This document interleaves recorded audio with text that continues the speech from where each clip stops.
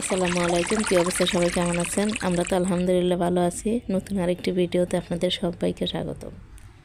আজকে বাচ্চাদের পকোড়া বানিয়ে দেবো। বাচ্চারা তো একদম সবজি খেতে যায় না, তো ভাবলাম যে পকোড়ার মধ্যে কিন্তু সবজি থাকলে বুঝবেও না, আবার মজা করে খাবে। প্রথমে একটা বাঁধাকপি নিলাম, বাঁধাকপিটা সুন্দর করে ধুয়ে এখন একদম কুচি কুচি করে এই যে কাটার দিয়ে কেটে নেব। তাহলে কিন্তু একটু মিহি হলে পারে বাচ্চারা অতটা বুঝবে না।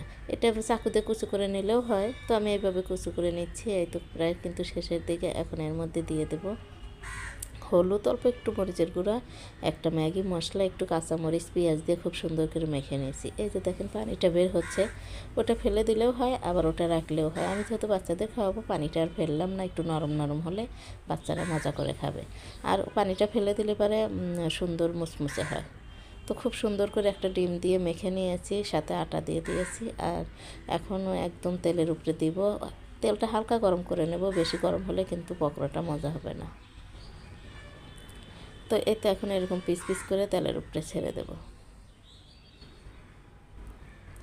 ফ্রাই প্যানে 5-6টার মতো আটবে, এই কয়টায় প্রথমে ভেজে নেব। এটা খেতে কিন্তু খুবই মজা হয়, সাথে সস, বিট লবণ অথবা